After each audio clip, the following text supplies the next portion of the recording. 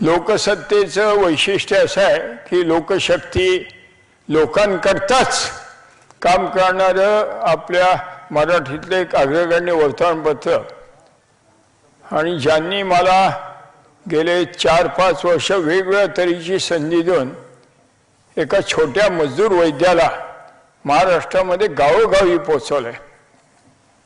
याच्या अगोदरचं जे पूर्ण ब्रह्म पुस्तक छापलं गेलं होतं त्याच्या मला वाटतं 3 आवृत्त्या निघाल्या। अजून लोक मला म्हणतात की कुबेरानं म्हणावं ते पुस्तक पुन्हा छापा। तर म्हटलं कुबेर पुन्हा दुसरं पुस्तक छापतायत, पण कुबेरांकडे कमी काही नाही हो। मी नेहमी म्हणतो संगती कोणाची ठेवायची कुबेरांची ठेवूया। तर हा जो विषय आहे हा सगळ्यांच्या रोजच्या आपल्या दैनंदिन जीवनातला विषय, अन्न वस्त्र आणि निवारा। आणि या अन्नाबद्दल लोकांच्या मध्ये घरातला माणूस म्हणतं की रोज रोज तेच काय जेवण, काल तू केलेलं पुन्हा आज करू नको, काहीतरी नवीन कर, अशी घरातल्या इतर मंडळींची गृहिणीकडून अपेक्षा असते। आणि वयाच्या 6व्या वर्षापासून मला आमच्या आईमुळं स्वयंपाक करायचं शिक्षण आपोआप मिळालं आणि त्यामुळे याच्यामध्ये खूप रस। मी भारतीय विमान दलात होतो ते वेगवेगळ्या तऱ्हेची कॅन्टीन मेस हे बघायचो। राष्ट्रीय स्वयंसेवक संघाची शिबिरं तर तिथे काही वेळेला काही निर्णय कार्यक्रम ते करायला लागायचं एअरफोर्समध्ये। आणि असं ठिकठिकाणचं आपण म्हणतो अन्नासाठी 10 दिशा नाही, 10 दिशाचं अन्न, तर असं ठिकठिकाणचे मला हे प्रसंग काहीतरी शिकायला मिळाले। आणि नेहमी असं वाटतं की आपण जे काही पाहिलं आहे, अनुभवलं आहे, हे आपण लोकांना द्यावं, त्यातला काहीतरी वेगळा चांगला भाग त्यांना घ्यावा। यामुळे या खटाटोपात मी पडलो आणि पुण्यातील मुकुंद संगोराम आणि ज्योत्स्ना कुलकर्णी म्हणून या दोघांनी माझ्या मागं लागून यावेळचं पुस्तक हे माझ्याकडून छोटं छोटं त्यांनी ते सगळ्या रेसिपी अशा हे करून घेतल्या, तर त्यांच्याबद्दल मी अत्यंत कृतज्ञ आहे। आणि काही लोकांनी प्रश्न दिलेत, प्रश्न खूपच आहेत मला वाटतं, तर एवढ्या सगळ्या प्रश्नांची उत्तरं म्हणजे खूप काळ लागणार। तू निवडक प्रश्न देशील ते करतो, पण मी तुम्हाला असं म्हणेन की 4-5 गोष्टी तुम्ही इथं आलात तर त्या जर केल्यात तर तुमचं आणि तुमच्या घरातल्या सगळ्या मंडळींचं आरोग्य चांगल्या तऱ्हेने कमीत कमी पैशात कसं। तर मी कट्टर मराठी माणूस आहे आणि माझ्याकडे वेगवेगळ्या निमित्ताने रुग्ण येतात आणि मधुमेहांची संख्या खूप वाढत चालली आहे। तर मी प्रत्येकाला सांगतो की मराठी माणसांनी ज्वारी सोडली म्हणून आपल्याकडे पंजाब्यांचे रोग आले। तर आपण मराठी आहोत, सकाळी ज्वारी, दुपारी जोंधळ आणि रात्री शाळू। तुम्ही जर ज्वारी खायला लागलात तर खडीवाल्यांच्या दवाखान्यात तुम्हाला वारंवार जायची गरज पडणार नाही। इतकं ज्वारी हे मधुमेही, रक्तदाब, कोलेस्ट्रॉल, तरतरीच्या रोगांच्या वर मोठं हे। पण ज्वारी खाणं काही पाप आहे का हो? तर जशा महिलांना खूप नावं असतात तसं सकाळी मी ज्वारी खाल्ली, दुपारी जोंधळ, रात्री शाळू, 3 नावं वेगवेगळी। कंटाळाला तर बाजरी, असं आपण हे ठेवावं असं मी तुम्हाला सुचवेन। आत्ताच मगाशी त्या खोलीमध्ये बसल्यानंतर कोणीतरी चहा कॉफी बद्दल बोलत होतं। तर हल्ली लोक चहा कॉफी करतात म्हणजे बासुंदीच असते हो, खूप दूध खूप साखर। मी तुम्हाला असं म्हणेन आपल्याला सकाळ जर सुरू करायची असेल चांगली उत्साहाने आनंदाने तर एक काटकसरी चहा आहे हा तुम्ही घरी करून बघा। त्याला लागतं किंचित लिंबू, कणभर मीठ आणि चहाची पावडर कमीत कमी, पाणी उकळ। मी बोलतोय ना, या बोलण्यातला वेळ लागतो तेवढ्या वेळात उत्तम चहा, काटकसरी चहा तयार होतो। पाणी उकळावं त्यात कणभर मीठ टाकावं, ते खाली उतरावं, त्यात थोडंसं लिंबू पिळावं, चहाची पावडर टाकून झाकण ठेवावं. काटकसर म्हणजे साखर लागली नाही, दूध लागलं नाही, आणि हा चहा तुम्हाला आपला दिवस सुरू करायला चांगली एनर्जी देणार. लिंबू, कणभर मीठ आणि चहाची पावडर नाममात्र, असा तुम्ही काटकसरी चहा करून बघा. तुम्हाला असं दिसेल की बा आपण चहा प्यालो, अजीर्ण झालं, अमकं झालं. असा काटकसरी चहा, अशा बारीक सारीक खूप गोष्टी आहेत. मी आपला फार वेळ घेत नाही. सर्वात पहिला प्रश्न, मगाशी ज्यांनी सुरुवात केली की 2 मिनिटांमध्ये होणारे इन्स्टंट पदार्थ जे आहेत सध्याचे, 2 मिनिटांमध्ये होणारे इन्स्टंट पदार्थ मॅगी सारखे, त्यांना हल्ली लोकांना खूप भुरळ असते, फार कमी वेळात तयार होतात. तर तुम्ही नेहमी एक पदार्थ असा सांगता की जो 2 मिनिटात तयार होतो आणि अधिक पोषण मूल्य देतो, तर त्या पदार्थाविषयी, ज्वारीचा पदार्थ. 2 मिनिटापेक्षा कमी वेळात आपली ज्वारीची उकड चांगली होते. पुन्हा मराठी माणसाकडे आलं, आपण उपमा करतो, शिरा करतो, तर त्यापेक्षा किसलेलं आलं, ताक आणि कडीलिंबाची पानं, पाणी उकळत ठेवावं. मोठे बुडबुडे यायला लागले की ज्वारीचं पीठ टाकायचं, ढवळायचं, शिजलं की त्यात किसलेलं आलं, ताक, कडीलिंब टाकायचं, मस्त उकड. तुम्हाला सांगतो, तुम्ही अशी उकड सकाळी नाश्ता म्हणून खा, तुम्हाला कसलाही पश्चात्ताप करावा लागणार नाही. आणि आपण बोलतोय आत्ताच्या वेळात, एवढ्या वेळात ती उकड होते. आणि पुन्हा आपलं बजेट कमी, ज्वारीची उकड, आलं, ताक आणि आणि कडीलिंबाची पानं, एवढंच.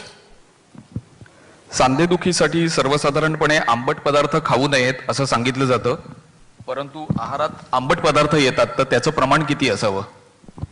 सांधेदुखीचं असं आहे की आपल्या गुडघ्यातलं वंगण कमी झालेलं असतं आणि आंबट पदार्थ खाऊ नयेत असं म्हटलं जातं.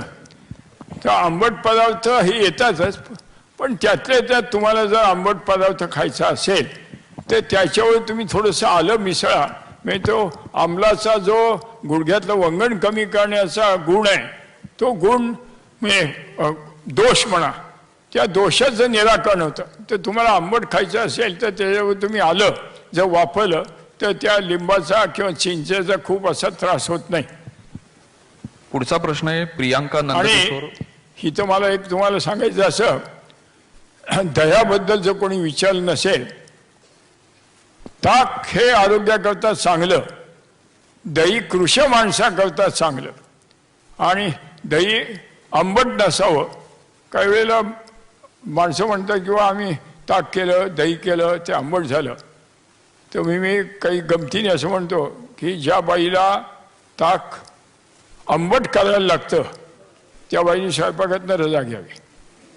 ताक आणि दही हे आंबट असताच कामा नये. पुढचा प्रश्न प्रातिनिधिक आहे तरुणांचा. प्रियांका नंदकिशोर जाधव यांच्याकडनं आलेला की केस खूप गळतात, तरुणपणी केस पांढरेही होतात आणि कोंडाही होतात. केस गळणं ही मोठी समस्या आहे. फार पूर्वी आपल्याकडे केस गळण्याची पद्धत नव्हती, पण गेले 10-15 वर्ष लहान मुलांचे सुद्धा केस पांढरे व्हायला लागले. तर त्याचं कारण 3 प्रकारे असतं. तर त्यातलं तुम्ही जितकं मीठ टाळाल, लोणची पापड टाळाल, आळणी जेवाल, तितके तुमचे केस गळणं पहिलं थांबतं, केस पांढरे होणं थांबतं आणि केसांना वाढ. फक्त ज्या मंडळींच्या केसामध्ये कोंडा आहे त्यांनी तेल लावू नये, आणि त्याच्याकरता आयुर्वेदात औषध आहेत, ती कडू आहेत. पण मी तुम्हाला असं सुचवेन की 3 वनस्पती आहेत, गोखरू, आवळकाठी आणि गुळवेल. या 3 वनस्पतींचं चूर्ण जर तुम्ही घेतलं तर केसाची सगळी समस्या त्याच्यावर मात करता येते. आयुर्वेदात एक सुंदर श्लोक आहे, जीवेत वर्षतम कृष्णकेशी. तुम्हाला 100 वर्ष जर निरोगी आयुष्य काळ्या केसाचं जगायचं असेल तर तुम्ही गुळवेल, आवळकाठी आणि गोखरू अशा याचं रसायन चूर्ण घ्या.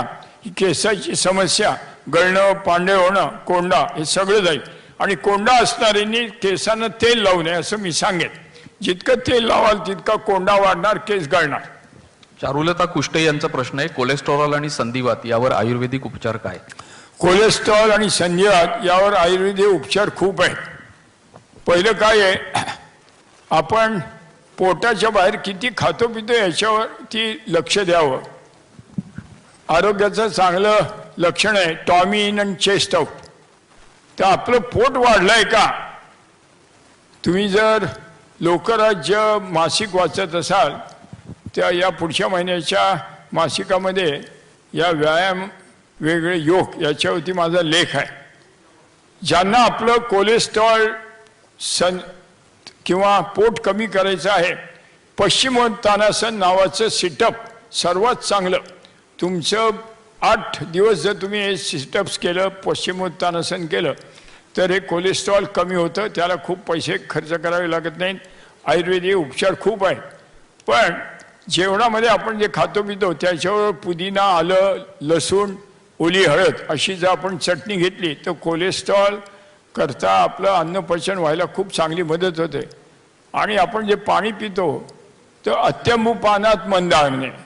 तुम्ही खूप पाणी प्यालत की अग्नी मंद होतो. मग आपल्याला तहान लागली तर आपण काय करावं? गरजेपुरतं गरम पाणी, आपण घाम निघेल असं गरम पाणी प्यावं. आणि मी म्हटलं तसं पुदिना, आलं, लसूण, ओली हळद अशी चटणी, ज्वारीची भाकरी आणि भरपूर चालणं. मंडळी काय करतायत की रात्री घरी आलं की टी व्ही बघता जेवण. तर यापेक्षा आपण जेवणानंतर आपण बाहेर पडलं, एक 15-20 मिनटं अर्धा तास फिरून आलो तर तुम्हाला अतिशय उत्तम चांगली झोप लागेल आणि सकाळी अतिशय आरोग्यदायी असं आपला दिवस सुरू होतो. मी तुम्हाला असं सुचवेन की ज्यांना आपलं पोट कमी करायचं आहे त्यांनी किमान 6 सूर्य नमस्कार घालावे.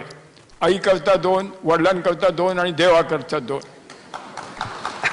पुढचा प्रश्न बद्धकोष्ठतेशी संबंधित आहे की कशामुळे बद्धकोष्ठता होते आणि ती होऊ नये याच्यासाठी काय करावं, जेवणात काय असावं? बद्धकोष्ठता कशामुळे होते हा खूप मोठा विषय आहे.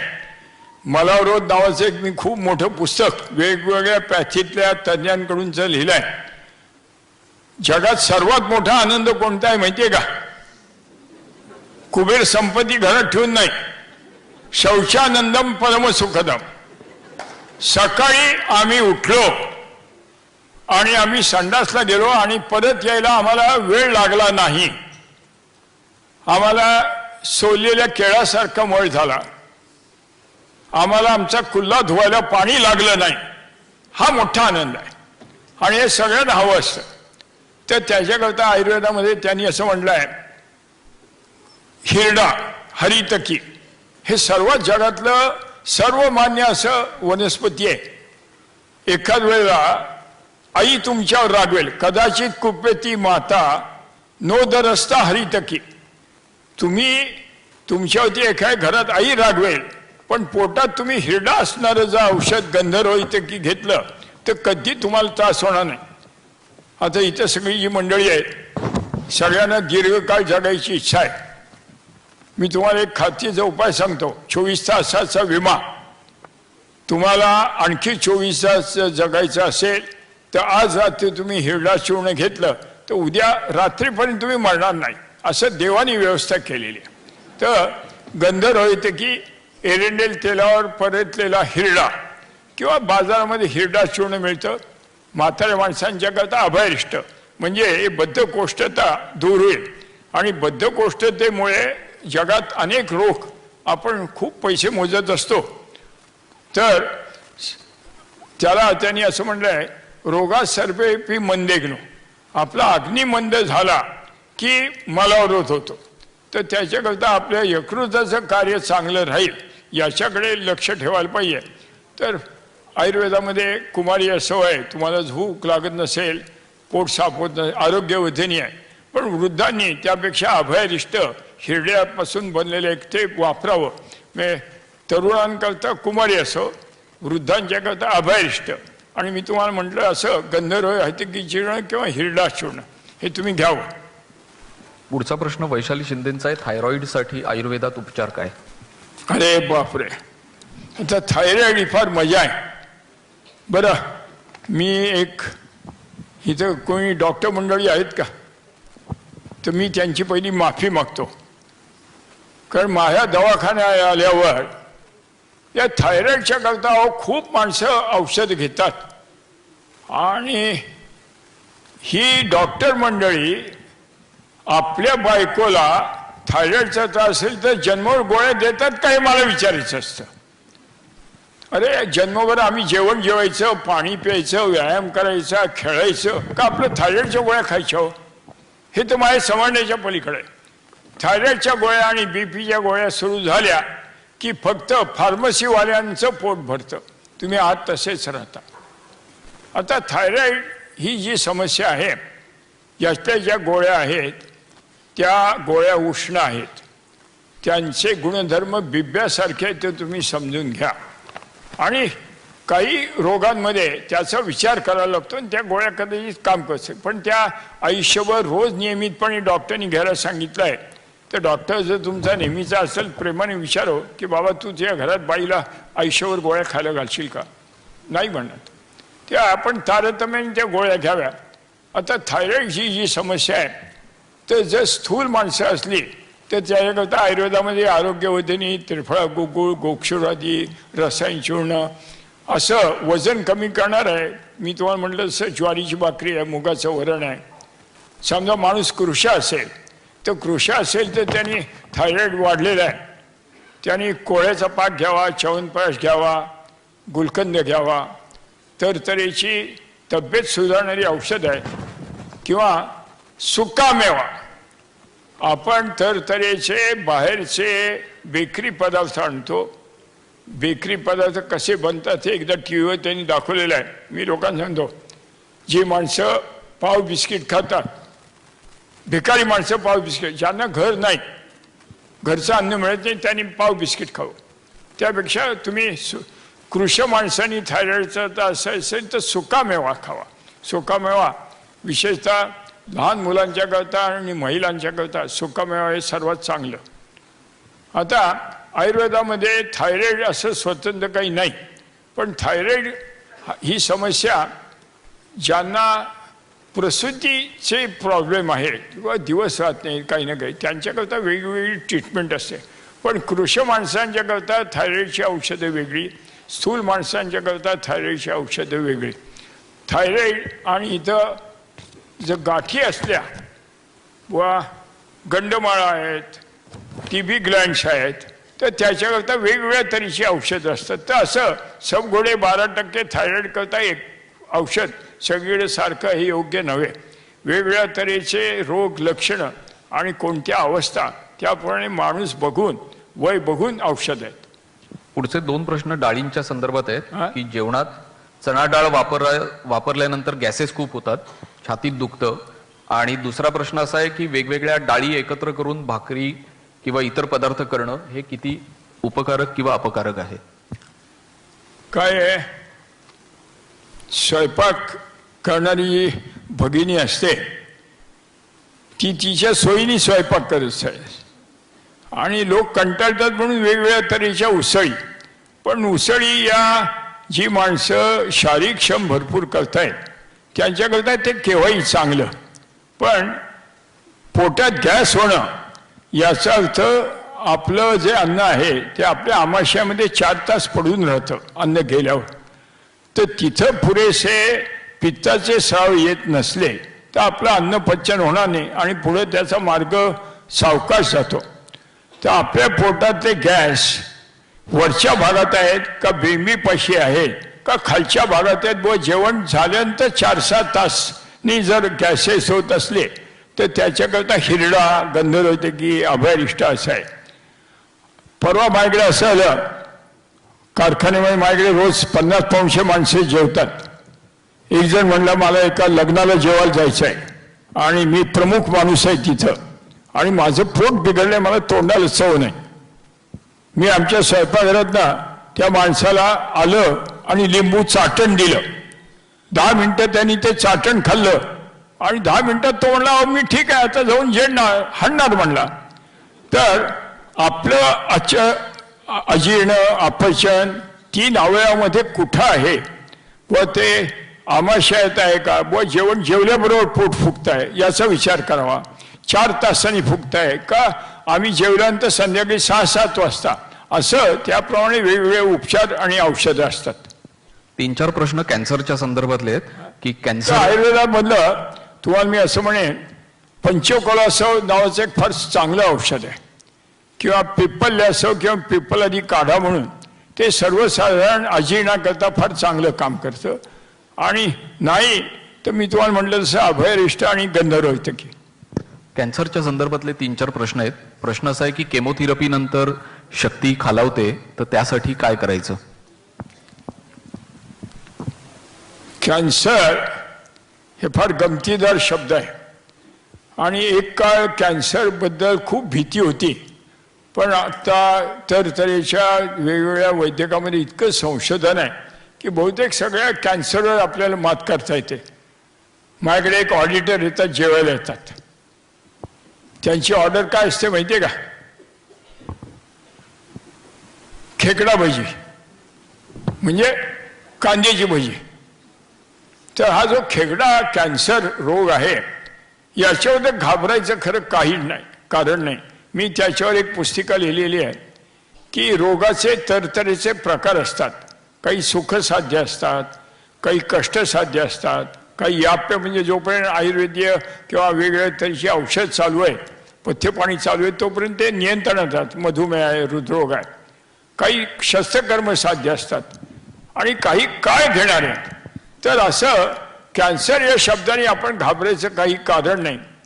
फक्त या कॅन्सरमध्ये सावकाश जर तो कॅन्सर वाढत असेल कफप्रधान, तर त्याच्याकरता रिव्हर्स प्रोसेस की ज्या कारणाने कॅन्सर झाला त्याचा आपण शोध घेऊन त्याच्याप्रमाणे जर पथ्यपाणी पाळलं तर आयुर्वेदामध्ये खूप तऱ्हेची औषधं आहेत. आणि माझ्याकडे जेवढे म्हणून मंडळी कॅन्सर करता ट्रीटमेंटला येतात त्यांच्याकरता मी सगळे गुग्गुळ कल्प देतो. हे गुग्गुळ नावाचं जे आयुर्वेदातलं औषध आहे त्यातला प्रमुख गुण आहे विशद. आपण नेहमी म्हणतो काय की माणूस स्वच्छ प्रतिमेचा पाहिजे, तो चांगल्या वर्तणुकीचा पाहिजे. तसं आपल्या शरीरामधले मल दूर व्हायला पाहिजे असतील तर त्याच्याकरता या गुग्गुळ वनस्पतीचं मोठं योगदान आहे. ते एक प्रकारचा डिंक आहे. आणि असं गुग्गुळ असणारे आरोग्यवर्धिनी, चंद्रप्रभा, गोक्षुरी गुग्गुळ, त्रिफळा गुग्गुळ आणि रसायन चूर्ण ही सर्वसाधारणपणे मी औषधं बहुतेक सगळ्या कॅन्सर असणाऱ्या मंडळींना देत असतो आणि त्यांना बरं वाटतं. मुळात काय आहे की हा कॅन्सर कफप्रधान असेल तर ही सगळी औषधं लागू पडतात. आणि दुसरं, समजा जो पित्तप्रधान असेल तर आपल्याकडे मौक्तिक भस्म आहे, प्रवाळ आहे, उपळसरी नावाची एक वनस्पती आहे, ती फार चांगली आहे. उपळसरी हे शरीरातली रक्तशुद्धी करते. शरीरात जिथं जिथं उष्णता आहे आणि त्यामुळे मलप्रवृत्ती वाढलेली आहे, लघवी साफ होत नाही, तिथं हे उपळसरी सारिवा युगलम स्वादू स्निग्धम शुक्रकरम गुरु, फार सुंदर संस्कृत सुभाषित आहे त्याच्यावरती. असो, तर कॅन्सर हा पित्तप्रधान आहे का कफप्रधान आहे असं विभाजन करायला पाहिजे. आणि मुळा कारणाकडे जाऊन निदान परिवर्तन आणि पथ्यपाणी, तर या कॅन्सरची भीती बाळगायचं काही कारण नाही. मी असं तुम्हाला सुचवेन की ज्यांना कॅन्सरचा त्रास आहे त्यांनी चंद्रप्रभा नावाचं आयुर्वेदातलं जे औषध आहे त्यांनी तुम्हाला आत्मविश्वास येणार आणि शरीरातलं रक्ताचं प्रमाण चांगलं ठेवण्याकरता त्याची मदत होते. आता केमो जरूर घ्यावे, मी केमो घेऊ नका असं म्हणणारा माणूस नाही आहे. ते जे डॉक्टर केमो देत असतात ते तुमचं हेमोग्लोबिन, प्लेटलेट ठीक आहे की नाही बघून देत असतात. ते सहसा टाळू नये. पण त्याच्यामुळे काही रिॲक्शन येत असेल तर त्याकरता आपण वेगळी काळजी घ्यावी. आणि मी तुम्हाला असं सुचवेन की तुम्हाला मधुमेह नसेल किंवा असेल तर 3 फळं आहेत, सफरचंद, पांढरं खरबूज आणि ताडगोळे. सर्व तऱ्हेच्या कॅन्सर करता या 3 फळांचा तुम्ही आसरा घ्या, सफरचंद, ताडगोळे आणि पांढरं खरबूज. तुम्हाला मधुमेह नसेल तर द्राक्षा फलोत्तमा, काळ्या मनुका भरपूर खाव्या. तुम्हाला काळ्या मनुका आणि दूध घेतल्यावर कोणत्याही कॅन्सरवर मात करता येते. माझ्याकडे जितकी मंडळी येतात त्यांना मी सांगतो आजपासून 30-40 मनुका ज्या 600-700 रुपये किलोवाल्या आहेत अशा बीवाल्या मनुका चावून खाव्या आणि चांगलं दूध घ्यावं. 2 प्रश्न मधुमेहाच्या संदर्भातले आहेत. इन्शुलिन घेतल्यानंतर पण सकाळी नाश्ता केल्यावर पुन्हा खावंसं वाटतं तासभराने आणि दुसरा प्रश्न आहे तो डोळ्याच्या संदर्भात आहे की डोळ्याचा त्रास आता वाढायला लागलाय, डायबिटीस आहे, तर काय करावं? आज वार काय आहे? हा, कोणाचा वार? तर शंकरराव काय म्हणले? शंकरराव हे माझे मित्र आहेत. ते मला म्हणले की मला 3 त्रिदळ वाहण्याच्या ऐवजी मधुमेह आणि रक्तदाब असणाऱ्या मंडळींनी 10 बेलाची छोटी पानं 1 कप पाणी आटून असं अर्धा कप उरवावं. असं बेलाच्या पानाचा काढा जो माणूस घेईल त्याला डायबिटीस शिवत नाही. काही काळ आपण डायबिटीस नियंत्रणात आणावा. आणि 3 गोष्टी आहेत. एक, रोज बेलाच्या पानाचा काढा, जेवण विभागून आणि ज्वारीची भाकरी सकाळ दुपार संध्याकाळ, फिरायला जावं, मधुमेह नियंत्रणात राहणारच. तर मी तुम्हाला अगदी प्रेमाने सांगतो की ज्यांना मधुमेह आहे त्यांच्यापर्यंत तुम्ही हा संदेश पोचवा की जगामध्ये 2 प्रकारचे देव आहेत. एक आमचे गणपतराव आहेत. ते गणपतरावांना ते मला भेटले मध्ये. तुम्ही त्याला म्हटलं अरे 21 मोदक मागवू नको, महागाई झाली आहे. तो म्हणला माझं पोट वाढलंय म्हणला. त्यामुळे मला म्हणले 21 लागतच. मी त्याला म्हटलं अरे 5 घे, 7 घे, 10 माग. पण शंकरराव काही मागत नाही. शंकरराव म्हणतो मला बेलाची पानं वाहू नका, तुम्ही त्याचं पाणी उकळा, रक्तदाब आणि मधुमेह रोगांना तुम्ही दूर ठेवा. हल्ली विटॅमिन दुसरं, ज्यांना मधुमेह आहे, आता मधुमेह हा विषय दिवसेंदिवस वाढत चाललाय. आणि दृष्टीदोष, माझ्याकडे जेवढी मंडळी दृष्टीदोषाकरता येतात त्यांना मी मधुमेहाची औषध देतच असतो. ती जरा कडू आहेत, आरोग्यवर्धिनी, चंद्रप्रभा. तर एक नेत्ररक्षावटी म्हणून आहे. पण ज्यांना मधुमेह आहे त्यांनी आपलं सकाळी पोट साफ असेल याकरता निदान त्रिफळा चूर्ण तुम्ही तरी घ्यावं. आणि मी तुम्हाला असं म्हणेन, तुम्हाला जर घरी त्रिफळा करायचा असेल तर बाजारामध्ये मोठा सुरवारी इडा मिळतो, खूप महाग आहे. तो सुरवारी इडा बेडा आणि आवळकटी असणारं नियमितपणे जर तुम्ही त्रिफळा चूर्ण घेतलं तर ज्यांना मधुमेह आणि डोळ्याच्या समस्या आहेत त्यांना 8-15 दिवसामध्ये आपल्याला जरा चांगलं दिसतंय की डोळ्याच्या मध्ये आपल्या कफ येत नाही, डोळे सारखे धुवायला लागत नाहीत. काही वेळेला मग ते TV बघायला त्रास होतो, वाचायला त्रास होतो, ही सगळी तर त्रिफळा, जगामध्ये मधुमेह आणि डोळ्याची दृष्टीदोष ज्यांना आहे त्यांनी त्रिफळाचं वर्णन असं आहे, यम रसायनवरा त्रिफळा क्षाम या पहा. त्रिफळा पोट साफ होण्याकरता नाही, ते म्हणतात डोळ्याच्या रोगांकरता तुम्ही त्रिफळा घ्या. तर मधुमेही माणसांनी डोळ्याची तक्रार असेल तर त्रिफळा चूर्ण, त्याच्यावर किती पैसे पडले तरी खर्च करा. पुढचा प्रश्न आहे तो हल्ली लोक बसले नाही थोडेच फक्त. हल्ली डी विटॅमिनची कमतरता खूप आहे आणि सगळ्यांमध्ये खूप जाणवते, तर त्यासाठी काय करावं? अरे बापरे, या व्हिटॅमिन बद्दल मी पुन्हा डॉक्टर लोकांची माफी मागतो. देवाने हजारो प्रकारची झाडं आपल्या आसपास लावलेत. तुम्हाला काय वाटतं की त्याला व्हिटॅमिनची झाडं लावणं अवघड होतं का? C vitamin, D vitamin, A vitamin, ते नसती झाडं लावली. काय आपण व्हिटॅमिनची भाषा करतो? आपण आपले जेवणातले वेगवेगळ्या तऱ्हेचे पदार्थ आहेत त्या भाषेत खरं म्हणजे वैद्यकीय सल्लागारांनी सांगायला पाहिजे. हे व्हिटॅमिनचे नाटक आहे ना, याच्यामुळे सगळे ते कारखाने, पेशंट तसेच राहतात.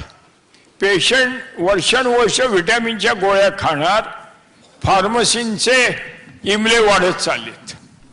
ते डी व्हिटॅमिन, आता गुडघ्याचा त्रास आहे, मी तुम्हाला असं सुचवेन 3 प्रकारचे पदार्थ आपण जर जेवणात ठेवले तर या व्हिटॅमिनची सगळी कमतरता डी, सी आणि ए. एक काळ डालडाच्या डब्यावर ए आणि डी व्हिटॅमिन युक्त असं फार पूर्वी डब्यावर छापलेलं असेल. तर दूध, पालेभाज्या आणि टरफळा सकट कडधान्य याच्यामध्ये ही सगळी व्हिटॅमिन्स आहेत, विशेषतः डी व्हिटॅमिन. तर आपण व्हिटॅमिनच्या गोळ्या घेऊन फार्मसीवाल्यांचा गल्ला भरण्यापेक्षा नियमितपणे जर दूध घेतलं किंवा टरफला सगळं कडधान्य घेतली, विशेषतः मूग, चवळी, राजमा ही अतिशय चांगली, आणि ती टरफला सगळं आपण त्याच्या उसळी खाऊया. आणि पालेभाज्या फक्त आपण एकच की पालेभाजी प्रत्येक काडी पाला आपण स्वच्छ धुवून खातोय की नाही एवढं बघावं. पुढचा प्रश्न पित्ताशयातल्या खड्यांसंदर्भात आहे की डॉक्टर सांगतायत ऑपरेशन करायचं, हे खडे आयुर्वेदिक उपचाराने विरघळतात का? हे पित्ताशयाचे खडे आयुर्वेदात औषध आहेत, तो वेगळा विषय आहे. पण पित्ताशयाचे खडे जे होतात त्याला एक महत्वाचं कारण आहे, ते लोक लक्षात घेत नाहीत. आपण जे खातो पितो, आज आता आम्ही दुपारी 12 वाजता जेवायचं ठरवलं की ते पित्त जे आहे त्याला माहिती आहे की 12 वाजता हा माणूस जेवणार आहे.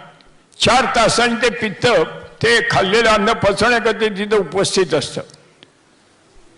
आजच्या खाण्याप्रमाणे पित्त आलं, उद्या असं आलं की काही निमित्ताने आम्ही उशिरा जेवलो, पण पित्त कालच्या हिशोबात पुन्हा 4 वाजता येऊन बसलं होतं. मग त्या पित्ताला जर काम नसेल तर त्या पित्ताचे खडे होतात. आपण म्हणतो ना की घरात एखादा कामगार ठेवला आणि त्याला काम दिलं नाही की तो चुगल्या करतो, काहीतरी लबाडी करतो, खोड्या काढतो. तसं पित्ताला वेळेवर जेवण लागतं. आपल्या जेवणामध्ये आपण नियमितपणा ठेवला तर पित्ताचे खडे कधी होत नाही.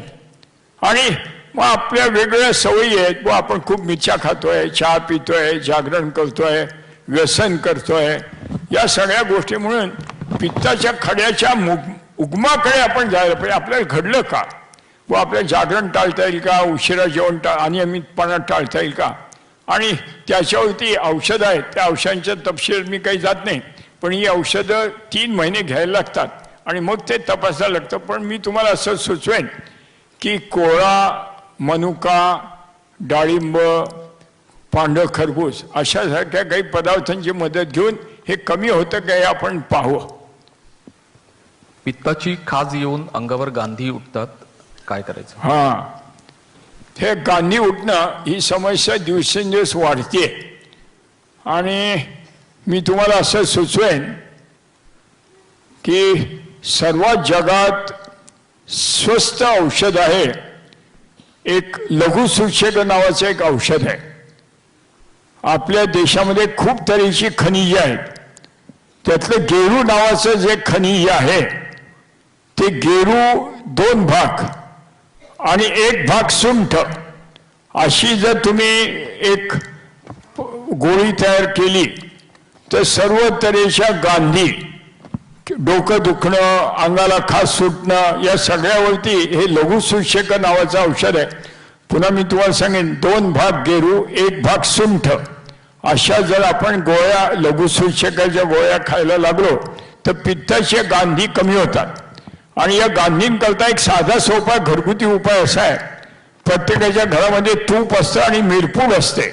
आपल्या अंगावरती गांधी उठली की त्याबरोबर लगेच थोड्या तुपामध्ये मिरपूड काढून तुम्ही लावा, ती खास क्षणात थांबते. आता हे पित्ताच्या गांधी उठतात याचं कारण आपलं पोट साफ होत नाही. आपलं जेव्हा पोट साफ होत असतं तेव्हा आपल्या शरीरातलं वाढलेलं पित्त त्याच्यावर बाहेर जात असतं. तर तुम्ही पोट साफ होण्याकरता त्रिफळा चूर्ण घ्यावं.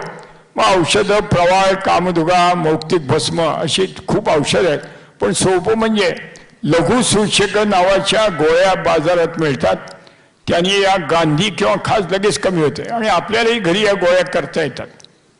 बरेचसे प्रश्न मायग्रेन संदर्भात आहेत, त्यावर मायग्रेन असं. अरे बाबा, मायग्रेन हा विषय फार गमतीदार आहे. पहिली गोष्ट मी म्हणतो, तुम्हाला डोकं आहे, खरं डोकं दुखतं का? आमचं नाही बुवा डोकं दुखत. तुमचा विषय नाही, माझं वय 83 आहे. डोकं दुःख काय दुखणं हे मला आजपर्यंत माहित नाही. आणि इथं महिलांची माफी मागून मी माझा एक जोक सांगू का? नाही, तुम्ही म्हणलात तर रागावणं असं नाही सांगत. माझ्याकडे महिला येतात, म्हणतात डोकं दुखत आहे. मी म्हटलं हा वधतो व्याघात आहे. अहो, देवानी बायकांना डोकं दिलेलंच नाहीये. देवानी बायकांना हात दिलेत कामाला, पुरुषांना डोकी दिली आहेत, तर डोकं दुखतं याचा तुम्ही बारकाईने विचार करा. त्याकरता 2-3 सोपे उपाय आहेत. एक म्हणजे नाकामध्ये चांगलं तूप टाकावं नियमितपणे. त्रिफळा चूर्ण रात्री आठवणीने घ्यावं. आणि डोकं जर सर्दीमुळे दुखत असेल किंवा काही कारणाने, तर बाजारामध्ये वेखंडाची कांडी मिळते. वेखंडाची कांडी उगाळून त्याचं गंध तुम्ही नाकावर कपाळावर जर लावलं, कफप्रधान तक्रारीमुळे डोकं दुखत असेल तर वेखंड, पित्तप्रधान दुखत असेल तर मी आता तुम्हाला म्हटलं तसं लघुसूचकर गोळ्या. त्या लघुसूचकरची स्टोरी इतकी आहे की याच्यावरती फार पूर्वी मी लेख लिहिलेले आहेत. तर पित्तप्रधान डोकेदुखी लघुसूचकर, कफप्रधान याच्यावरती वेखंड किंवा आणि नाकामध्ये तूप टाकणं. नासाई शिरसो द्वारम, नाक हे आपलं डोक्याचं द्वार आहे. त्यामुळे डोक्याच्या कोणत्याही समस्या, मायग्रेन असो, डोकेदुखी असो, विस्मरण असो, स्मरणशक्ती वाढवायची आहे. आता आमचे मित्र बसले आहेत, त्याचा मुलगा हा आमचा मोठा बॉस आहे, तर त्याला परीक्षेत मार्क मिळवायचे आहेत. मग आम्ही त्याला काय म्हणणार, तू नाकामध्ये तूप टाक, मग तुला झोप येणार नाही, मग तू अभ्यास करशील.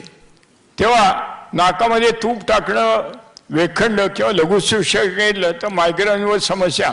ज्यांना मायग्रेन आहे त्यांनी संध्याकाळी लवकर यावं, कमी यावं, फिरून यावं आणि त्रिफळा चूर्ण घ्यावं. मायग्रेनवर त्यांना मात करता येईल. ब्राह्मी नावाच्या वनस्पतीची खूप औषध आहेत.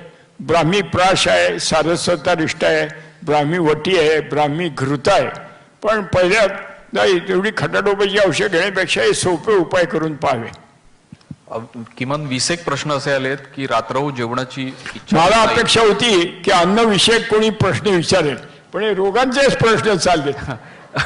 रात्री जेवणाची इच्छा होत नाही आणि तोंडाला चव नाही, असे किमान 20 प्रश्न आहेत. शांताराम गाडवे आमचे जुने दोस्त आहेत का हो? याचं दुकान ना, रात्री जेवणाची इच्छा होत नाही, तोंडाला चव राहत नाही. दुपारी 2 घास कमी जेवा, दुपारी झोपू नका. आरोग्याचा एक नियम असा आहे, दुपारी जो झोपला तो संपला. तर तुम्ही दुपारी जर झोपला नाही तर तुम्हाला तोंडाला चांगली चव राहणारच. आणि जेवणामध्ये पुदिना, आलं अशी चटणी ठेवावी. आणि निष्कारण 4-5 वाजता चहा पिऊ नये. काही मंडळी काय होतं, ती चहा पिऊन आपली जेवणातली मजा घालवून टाकतात. आणि जो चहा म्हणजे काय, हल्ली बासुंदीच असते. आत्ताच मगाशी एक बाई म्हणल्या असं मी करते. पाईल्स आणि मुतखडा त्याच्या संदर्भातले प्रश्न आहेत की काय काळजी घ्यावी. पहिलं, मुतखडा हा विषय मी सोपा करतो. मी जवळजवळ 200 पुस्तकं लिहिली आहेत. त्यातली 75 रोगांवर 75 पुस्तिका आहेत. पहिली मुतखड्यावर लिहिली. खडीवाले म्हणजे जे खडे पाडतात सहजपणे ते खडीवाले, असं कोणीतरी माझी व्याख्या केलेली आहे. आता मुतखडा का होतो? अहो, माझा स्वतःचा तुम्हाला एक अनुभव सांगतो. मध्ये माझं पोट दुखायला लागलं, तर आमचे जे चिरंजीव आहेत ते जरा घाबरट आहेत. तेही चांगले वैद्य आहेत पण घाबरट आहेत. तर त्यांनी मला पुण्यात डॉक्टर पाटणकर म्हणून त्या हॉस्पिटलमध्ये नेलं. ते सगळं आमचे मित्रच आहेत, त्यांचा मी सत्कार केलेला माणूस आहे. तर ते म्हणले तुझं ऑपरेशन करू. मग म्हटलं मी उद्या परवा येतो. बरं म्हणले. मी घरी आलो. मी आमचं रसायन चूर्ण आणि गोक्षराजी गुगुळ नावाची औषध घेतली. लागोपाठ पेशंटना देतो त्या दुप्पट तिप्पट गोक्षराजी गुगुळ आणि रसायन. तुम्हाला सांगतो, 2 दिवसांनी डाळिंबाच्या दाण्यासारखे माझे मुतखडे बाहेर पडले. मी एक श्लोक केलाय, आपल्याकडे औषधी वनस्पती काही काही फार गुणकारी आहेत. त्यातलं गोखरू, काटे सराटे ही वनस्पती अशी आहे की बाकीच्या जाऊ द्या, पण आपल्या देशाने याचं पेटंट घ्यावं. तर ते गोक्षुराजी गुगुळ आणि रसायन चूर्णामध्ये गोखरू आहे. गोक्षुरम शरणम गच्छामी माम रक्षतु गोक्षुरा. गोखरू तुला मी शरण आहे, तू माझं रक्षण कर. तर ज्यांना मुतखडा आहे ना, त्यांनी गोखरू असणारं गोक्षुराजी गुगुळ, गोखरूचा काढा किंवा रसायन चूर्ण घ्यावं. तुमचे मुतखडे तुम्हाला सांगतो ऑपरेशन शिवाय किती मोठा असला तरी तुमचा मुतखडा जर पडला नाही तर खडीवाले नाव लावणार नाहीत. आणि आमचे पुण्यामध्ये मेडिकेअरचे डॉक्टर वाणी म्हणून आहेत, ते एक दिवस म्हणले तुम्ही असे डॉक्टरांबद्दल का बोलता, ऑपरेशन करू नये, अमुक नाही तमुक नाही. तर मी म्हटलं माझ्याकडे मुतखड्याचा पेशंट आला आणि त्यांनी मुतखडा दिला की मी तुमच्याकडे पाठवायला सुरुवात करतो.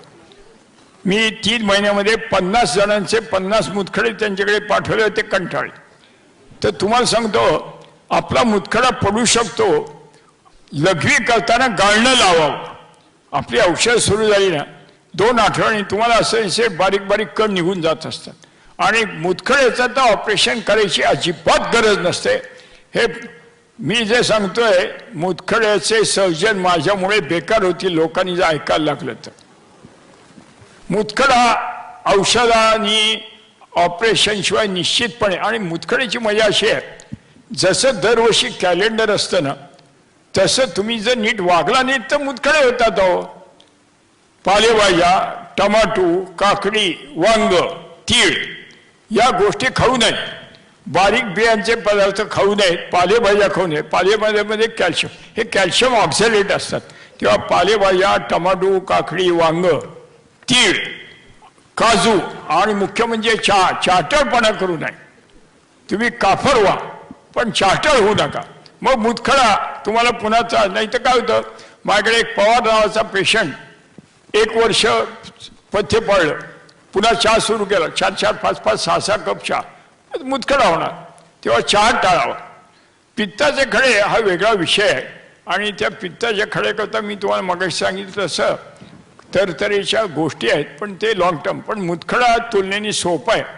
आणि मी तुम्हाला एका वैद्यांची तुम्हाला आठवण सांगून मला वाटतं मी आवरतो. देशातले एक प्रमुख वैद्य, त्यांच्याकडे दर आठवड्यात मी पुण्यात जात असे. ते एक दिवस ते मला म्हणले की माझं उद्या ऑपरेशन व्हायचं आहे. तर म्हटलं डोळ्याचं. ते म्हटलं का हो. ते म्हणले एक डोळा त्यांचा गेलेलाच होता, दुसऱ्या डोळ्याचं म्हणलं ऑपरेशन आहे. ते म्हणले मला जरा कमी दिसतंय. तर मी त्यांना सहज विचारलं की लघवी कशी होते साफ. ते म्हणले नाही लघवीचा त्रास आहे. मग म्हटलं पूर्वी कधी मुतखडा झाला होता का. ते म्हणले हो मागे एक मुतखडा ऑपरेशन. तर वैद्य देशातले मोठे नामांकित वैद्य. तर मी म्हटलं असं करा तुम्ही जरा हे ऑपरेशन थांबवा, तुम्ही जरा एकदा सोनोग्राफी करून घ्या. दुसऱ्या त्यांनी मला फोन करून बोलून घेतलं मुतखडे आहेत. आता गंमत बघा, ज्यांना डोळ्याचा त्रास आहे त्यांनी नीट ऐकून घ्या. आपल्या पोटामध्ये मुतखडा झाला की लघवीला त्रास होतो. लघवीला त्रास झाला की रक्तदाब वाढतो. रक्तदाब वाढला की डोळ्याला त्रास होतो. तुम्ही क्रम लक्षात घ्या. रोगाचा प्रवास. आपण भरपूर पाणी पित नाही. मुतखड्याला कारण दिलं की मुतखडे झाले की लघवी कमी पडते. लघवी कमी पडली की रक्तदाब वाढतो आणि रक्तदाब वाढला की दृष्टीदोष. तेव्हा ज्यांना दृष्टीदोष आहे, जे कारण नसताना बीपीच्या गोळ्या घेतात, त्यांनी आपल्या लघवीचा मागोवा घ्यावा आणि लघवी साफ होईल हे बघावं. मग तुम्हाला असं दिसेल की आपल्या दृष्टीदोष आणि मुतखडा हे सगळं ठीक होतं. शेवटचे दोन फक्त महत्वाचे प्रश्न. महिलांकडनं आलेले, कोणाला काही शंका असली तर विचारा. महिलांकडनं आलेले प्रातिनिधिक प्रश्न आहेत. मेनोपॉजच्या वेळेला खूप त्रास होतो, तर त्यावेळेला आहार विहार काय काळजी घ्यावी. मला माय भगिनींबद्दल अमाप कृतज्ञता या निमित्त. मला आश्चर्य वाटलं आतापर्यंत कोणी महिलांचे असे प्रश्न विचारले नाही. तर मेनोपॉजचा हा जो विषय आहे, हे सर्वसाधारणपणे या काळामध्ये काय काळजी घ्यावी. तर मुळात घरातल्याच मंडळींनी की जी बाई आता 40-45 वयात आली आहे ना, तर घरातल्या इतर घटक मंडळींनी तिची मर्जी सांभाळायला पाहिजे. ती बाई खूप काम करत असते, स्वयंपाक करत असते, धुणं भांडी करत असते, सगळे आवरावर करत असते. आणि ते या काळामध्ये ते एक विशिष्ट प्रकारच्या गोष्टी शरीरात इकडून तिकडे हलत असतात. त्यामुळं त्या बाईचं काही वेळ जरा मूड वेगळ्या तऱ्हेचं असू शकतं. त्या मोनोपॉज पिरियडमध्ये मी असं म्हणेन व्यायामापेक्षा त्यांनी रात्री जेवणानंतर फिरायला आणि सकाळी फिरायला आठवणीने जावं. खूप व्यायाम करावा असं मी म्हणणार नाही, पण आपला साधासुद्धा नेहमीचा आहार आणि ही जी पाळी असते ही आपली पाळी निश्चितपणे जाणार आहे की नाही याचं तज्ज्ञ स्त्री वैद्य ज्या कोणी गायनेकोलॉजी असतात त्यांच्याकडून माहिती घ्यावी. स्त्रियांच्या करता सर्वात जगातला चांगला मित्र म्हणजे कोरफड. स्त्रियांना कोरफडीसारखं दुसरं मित्र नाही. तर आपल्या जवळपास कुठे जर कोरफड असेल तर कोरफडीचा एक पानाचं घर तुम्ही जर नियमितपणे घेतला तेव्हा मोनोपॉज पिरियडमधला त्रास होत नाही. आणि मी मगाशी तुम्हाला सांगितलं तसं गोक्षुरादी गुगुळ आणि लघु सूचक नावाच्या गोळ्या, या 2 गोळ्या मोनोपॉजच्या पिरियडमध्ये बायकांचं पोट पुन्हा कधी दुखणार नाही. आपण जेव्हा पोटामध्ये दुखतं तर ओटीपोटात दुखतं का वर दुखतं हे सगळं शोधण्यापेक्षा पित्ताची काळजी म्हणून लघु सूचकर आणि मूत्रपिंडाची काळजी म्हणून गोक्षुरादी गुगुळ जर घेतलं तर मोनोपॉज पिरियडमध्ये तुम्हाला काहीच त्रास लागणार नाही. 5 वर्षापर्यंत मुलांना आहार कसा द्यावा. मी नेहमी म्हणतो आपण जे जेवतो तेच मुलांना द्यावं, लहान प्रमाणात द्यावं. तर आपण मुलांना चांगल्या सवयी कशा लावायच्या हे तुमच्यावरती अवलंबून आहे. मुलांच्या करता वेगळा आहार असलाच पाहिजे असं म्हणणारा मी माणूस नाही आहे.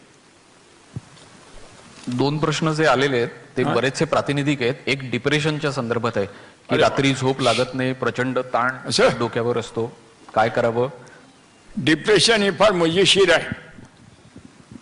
तुम्हाला ते गाणं माहिती आहे का, जगिया खास वेड्यांचा पसारा मांडला सारा, कुणाला वेड कनकाचे कुणाला कामिनी जाचे, कुणाला धर्म चळला रे. सगळेच वेडे, खडीवाले जास्त वेडे, विनायक जरा कमी वेडा.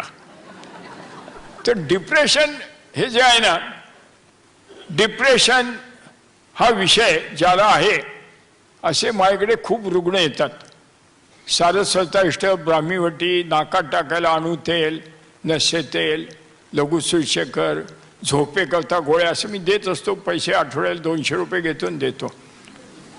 पण डिप्रेशन करता आपण असा विचार केला पाहिजे, ज्याला डिप्रेशन आहे तर जगामध्ये प्रत्येकालाच काही ना काही चिंता असते. जवळपासच्या माणसांनी त्याला विश्वास उत्पन्न करायला दिस, तर बाकीच्या माणसं जी बरोबर आहे त्यांनी त्याला काय सांगायला पाहिजे की आपण पडलो तर फरशीला खड्डा पडला पाहिजे असं आपलं दणदणीत पाहिजे. आणि त्याच्याकरता ज्याला डिप्रेशन आहे त्याच्याकरता 3 साधे सोपे उपाय आहेत, ते त्यांनी सुरू करावं. सकाळी किमान 6 सूर्यनमस्कार घालावे. तुम्ही जितके सूर्यनमस्कार घालाल तितका तुम्हाला आता माझं वय 83 आहे. या गेले 2-3 महिने मी नमस्कार थांबवले, नाही तर मी रफ अँड टफ आहे. तर तुम्हाला सूर्य ऊर्जा देतो. आणि दीर्घ श्वसन प्राणायाम,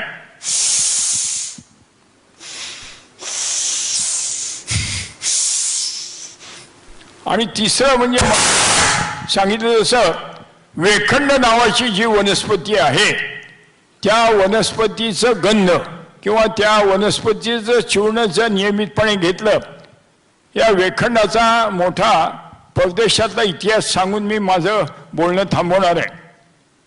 आत्ता रशियामध्ये कम्युनिस्ट राज्य नाही, पण स्टालिनच्या काळामध्ये कम्युनिस्ट राज्य.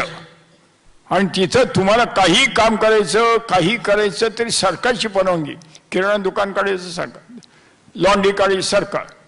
तर त्यामुळं रशियामध्ये जबरदस्त मानसिक त्रास. सरकारला प्रश्न पडला मानसिक रुग्ण वाढलेत, काय करावं. ही त्या काळातली गोष्ट आहे. तर कोणी ते त्याने सांगितलं की भारतामध्ये एक अशी वनस्पती आहे की जी मानसिक रुग्णांकरता देतात आणि लोकांना बरं वाटतं. त्यांनी त्याचा मागोवा घेतला, मोठ्या प्रमाणावर वेखंड मागवलं आणि असे जे मानसिक रुग्ण होते त्यांना वेखंडाचं चूर्ण, हे मेडिकल हिस्ट्रीमध्ये वेखंडाचं चूर्ण द्यायला सुरुवात केलं आणि तुम्हाला सांगतो बऱ्याचशा मेंटल रुग्णांना त्याचा फायदा झाला. तेव्हा ज्यांना डिप्रेशन आहे, ज्यांना कॉन्फिडन्स यायला पाहिजे असेल, त्यांनी सूर्यनमस्कार, दीर्घ श्वसन प्राणायाम, रात्री जेवणानंतर फिरून येणं आणि वेखंडाचा वेगवेगळ्या तऱ्हेने उपयोग असं जर त्यांनी केलं तर या डिप्रेशनमधून त्यांना बाहेर पडता येईल. आयुर्वेदामध्ये जटामावसी नावाची एक वनस्पती आहे, ती हिमालयामध्ये होते, त्याच्यापासूनची औषधं आहेत. तर अशी औषधं खूप आहेत, पण डिप्रेशनला जवळच्या माणसांनी त्याला उभारी द्यायला लागते आणि त्याला सांगायला पाहिजे की अरे तू पडला तर फरशी फुटली पाहिजे, आपल्याला काय होता कामा नये, असं दण दणा दण अशी आपली मनोवृत्ती पाहिजे. मला असं वाटतं मी आपला खूप वेळ घेतला आणि कदाचित काही गोष्टीत कोणावरती मी टीका केली असेल तर पहिली गमतीने टीका केली असेल तर मी आपली क्षमा मागतो. विशेषतः वैद्यकीय व्यवसायातल्या मंडळींची अगोदर क्षमा मागतो आणि मला वाटतं मी रजा घेतो. माझ्या दवाखान्यात लोक थांबले. दादा फक्त एक शेवटचा प्रश्न आहे. 20 ते 25 प्रश्न आलेले आहेत. विषय असा आहे की जाडी कमी होत नाही, आहार कमी केलेला आहे, तर याच्या मागचं कारण काय असावं? किमान 20 ते 25 प्रश्न आहेत. या प्रश्नाने आपण त्यानंतर थांबूयात. मी तुम्हाला त्याचं एक चांगलं घडलेली गोष्ट सांगतो. मुंबईला माझ्या दवाखान्याची खोली आहे लहान. एक दिवस अधिकारी नावाची एक बाई आली, 106 किलो वजन, आणि ती म्हणली पलीकडे मी डॉक्टरकडे गेले तर तो म्हणला तुझं वजन कमी झालं नाही तर तू मरणार, तर खडीवाल्यांकडे जा, ते सांगतील ते ऐक. तर ती बाई माझ्याकडे आली, हे मोठं चॅलेंज. आणि आत्ता जे सगळीकडे दुध्या भोपळा नाटक चालू आहे ते तिला एक अनुभव सांगितला करायला. तिचं वजन 1 महिन्यामध्ये 21 किलो कमी झालं. तेव्हा ज्यांना असं वाटतं की आपलं वजन कमी झालं पाहिजे, टॉमिन आपलं पोट आत गेलं पाहिजे, कोलेस्ट्रॉल कमी झालं पाहिजे, त्यांनी दुध्या भोपळा, पडवळ, दोडका, टिंडा, परवल, घोसाळं, पालेभाज्या अशावरती आहार ठेवावा. दुध्या भोपळ्याचा रस पिऊन वजन कमी होणार नाही. रुची पालट म्हणून अशा वेगवेगळ्या तऱ्हेच्या रताळ बटाटा सोडून, माझ्या लाल कागदा मी तर आणणार होतो पण नाही आणला घाबरून, तर 35 प्रकारच्या भाज्या आहेत. आपण बटाटा रताळ सोडून सर्व भाज्या उकडून बिन मिठाच्या. वजन वाढायला कारण मीठ हे तुम्ही लोक विसरता. तुम्ही मीठ खाल्लं की तुम्हाला तहान जास्त लागते आणि पाणी जास्त पिता. अत्यंबू पानात मंदाग्ने हे, तुम्ही जितकं जास्त पाणी प्याल तितकं वजन वाढतं, ढेरपोट वाढतं. आणि आपण पाणी प्यालो की आपलं अन्नपचन होत नसतं. तर त्यामुळं तुम्ही जर अळणी जेवलात बिन मिठाचं, बरं तुम्ही सगळे लोक चांगल्या घरात राहता, पंखे आहेत, AC आहे, तुम्ही काय हमाली काम करत नाही, तुम्ही काही खड्डे खणत नाही, तुम्ही काय ओझी वाहत नाही, तुम्ही हमाली काम करता का? मग तुम्हाला मीठ खायचा काय अधिकार आहे? मीठ कोणी खायचं? जो शारीरिक श्रम करतो, खड्डे खणतो, ओझी वाहतो, त्याने मीठ खायचं. तुम्ही मीठ खाल्लं तर मीठ तितकं तुम्हाला व्यायाम हालचाल पाहिजे, तेव्हा मीठ टाळलं तर वजन कमी होऊ शकतं. एवढं त्यातलं एक लक्षात ठेवा. मग काय आपला आहार, गहू तांदूळाच्या ऐवजी आपण ज्वारीची भाकरी खावी, ज्वारी कंटाळलं तर बाजरी खावी, मधुमेह नसला तर नाचणी खावी. विम प्रस्तुत तन्वी हर्बल प्रोडक्ट्स सहप्रायोजक रामबंधू टेस्ट पार्टनर आणि आयुष शक्ती पॉवर्ड बाय लोकसत्ता पूर्णब्रह्म या कार्यक्रमाच्या समापन सत्राकडे आपण येतोय. वैद्यजी तिथे दवाखान्यामध्ये भरपूर पेशंट्स आहेत आणि त्यांना टाळून आज इथे कार्यक्रमासाठी आलेत. त्यांनी आपल्याला सांगितलेलं होतं की एवढाच वेळ ते थांबणार आहेत कारण तिथे देखील खूप गर्दी आहे म्हटलं होतं, पण खूपच. तर अखेरच्या सत्राकडे आपण येतोय. मी लोकसत्ताचे संपादक गिरीश कुबेर यांना विनंती करतो की त्यांनी लोकसत्ताच्या वतीने भेटवस्तू देऊन वैद्यजींचे आभार प्रकट करावेत. गिरीशजी.